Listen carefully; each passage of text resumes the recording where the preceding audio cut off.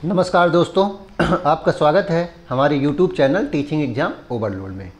दोस्तों, आज के सेशन के अंतर्गत आपकी जो सीटेट जुलाई 2024 की क्लासेस लगातार और बेहतरीन ढंग से चल रही हैं, उसी क्लासेस को आज आगे बढ़ाते हुए आज हम एसएसटी की लास्ट क्लास लेंगे।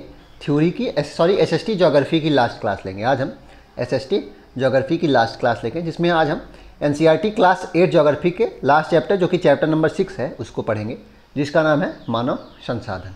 तो आज के हमारे टॉपिक का नाम क्या है? मानव संसाधन, जो कि क्लास 8 एनसीईआरटी ज्योग्राफी का चैप्टर नंबर 6 है।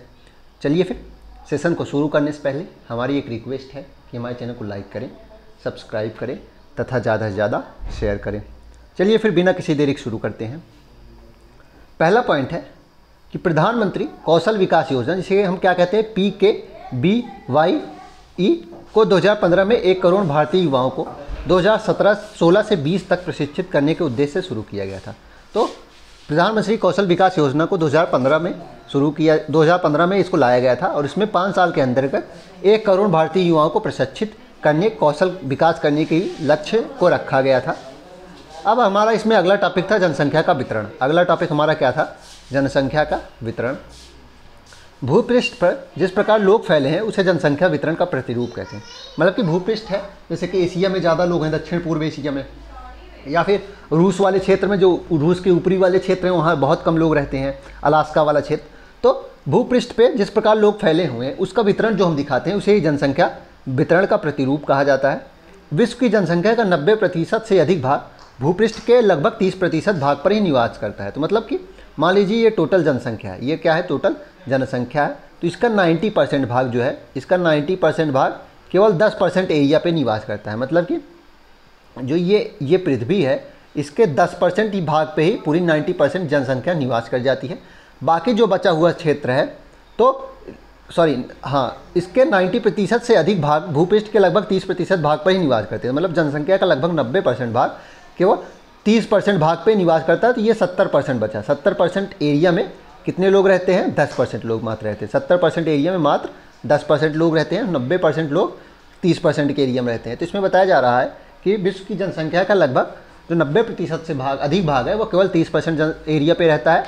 और इसलिए इसको हम कह सकते हैं कि विश्व में जनसंख्या का वितरण अत्यंत असमान रूप से बिखरा हुआ है। कुछ क्षेत्र बहुत ज़्यादा घनी बसे हुए हैं और कुछ विरल बसे हुए क्षेत्र हैं। दक्षिण पूर्व एशिया, यूरोप और उत्तर पूर्वी उत्तर अमेरिका घने बसे क्षेत्र हैं। तो देख लीजिए, दक्षिण एशिया, दक्षिण पूर्व एशिया, यूरोप और उत्तर पूर्वी उत्तर अमेरिका घने बसे हुए क्षेत्र हैं। उच्च अक्षांशीय क्षेत्र, मतलब कि जो हाई एल्टीट्यूड क्षेत्र होते हैं जहाँ बहुत ज़्यादा ठंड पड़ती है। उष्णकटिबंधीय मरुस्थल जैसे कि सहारा मरुस्थल, थार मरुस्थल, ऊंचे पर्वत और विषवतीय वनों के क्षेत्र में बहुत कम लोग रहते हैं। तो ये बताया गया है कि जो बसावट है कहाँ कैसे डिफरेंट है। दक्षिण पूर्व एशिया, यूरोप और उत्तरी पूर्वी उत्तर अमेरिका में घने बसे हुए क्षेत्र हैं। और जो हाई एल्टीट्यूड क्षेत्र होते हैं जहाँ बहुत ज़्यादा ठंड पड़ती है, जैसे कि अलास्का, ग्रीनलैंड, नॉर्वे, डेनमार्क, ऐसी जगह हैं।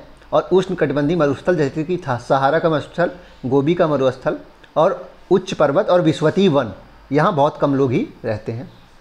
विषुवत वृत्त के दक्षिण की अपेक्षा विषुवत वृत्त के उत्तर में बहुत अधिक लोग हैं। तो विषुवत वृत्त मान लीजिए ये 0 डिग्री की है, तो जो नॉर्थन हेमिस्फीयर है वहाँ ज़्यादा लोग रहते हैं साउथर्न हेमिस्फीयर की अपेक्षा। और विश्व की कुल जनसंख्या का लगभग 3/4 से लोग 2 ही महाद्वीप एशिया और अफ्रीका में रहते हैं। तो टोटल मतलब कि हर 4 में से 3 लोग, लगभग 75%, इसको हम कह सकते हैं लगभग 75% लोग केवल 2 महाद्वीप को मिला के ही देख ले सकते हैं। एशिया और अफ्रीका अगर मिला लेंगे तो टोटल जनसंख्या का 75% लोग यहीं रहते हैं। विश्व के 60% लोग केवल 10 देशों में रहते हैं और विश्व के 60% लोग हैं जो वह केवल 10 देशों में ही रहते हैं। और इन सभी देशों में 10 करोड़ से अधिक लोग रहते हैं। अगला है पृथ्वी पृष्ठ के एक इकाई क्षेत्र में रहने वाले लोगों की संख्या को समान जनसंख्या को घनत्व कहते हैं। तो जनसंख्या का घनत्व क्या होता है? 1 किलोमीटर स्क्वायर में जितने लोग रहते हैं वही जनसंख्या का घनत्व होता है। मान लीजिए, मतलब कि 1 किलोमीटर लेंथ ये मान लीजिए हो गई, ये 1 किलोमीटर ब्रेथ हो गई। तो 1 किलोमीटर जो स्क्वायर है वहाँ मान लीजिए 500 लोग रहते हैं। तो 1 किलोमीटर में 500 लोग रहते हैं, तो 500 क्या हो गया? वहाँ का जनसंख्या घनत्व हो गया। तो एक इकाई क्षेत्र में रहने वाले लोगों की संख्या को हम क्या कहते हैं? जनसंख्या का घनत्व कहते हैं। सामान्यतः या प्रति वर्ग किलोमीटर में हम व्यक्त करते हैं। संपूर्ण विश्व का औसत जनसंख्या घनत्व 51 व्यक्ति प्रति वर्ग किलोमीटर। तो संपूर्ण विश्व का अगर हम देखेंगे कितना है? 51 व्यक्ति प्रति वर्ग किलोमीटर। मतलब कि 1 किलोमीटर में पूरे अगर विश्व की जनसंख्या निकाली जाए और एरिया से डिवाइड किया जाए तो 51 व्यक्ति प्रति वर्ग किलोमीटर है।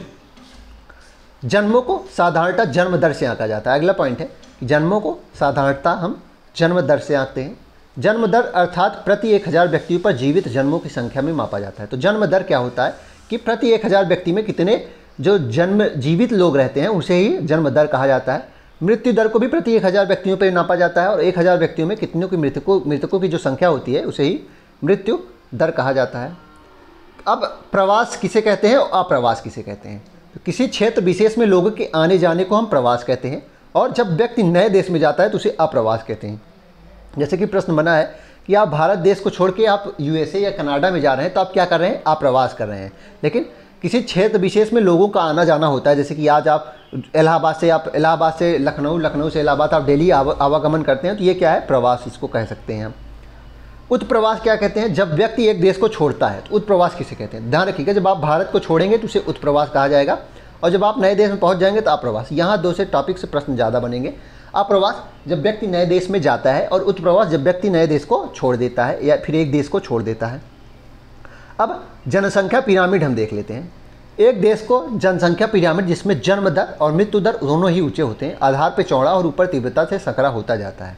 तो जनसंख्या पिरामिड अगर ऐसे है, कैसे ऐसे हो रहा है, आधार पे क्या है? चौड़ा है, ये आधार है, ये इसका आधार होता है, ये चौड़ा है और यहाँ पे क्या है? पतला होता जा रहा है। तो ये क्या है कि इसमें क्या होता है कि जन्म दर भी अधिक होती है और मृत्यु दर भी अधिक होती है। ऐसा इसलिए होता है कि बहुत से बच्चे जन्म लेते हैं लेकिन उनमें से अधिकतर की मृत्यु शैशव काल में ही हो जाती है। तो जन्म लेते भी हैं और मृत्यु दर भी हो जाती है और कुछ ही बड़े हो पाते हैं, इसलिए यहाँ ऊपर वृद्धावस्था तक पहुँचते पहुँचते लोगों की जनसंख्या कम हो जाती है।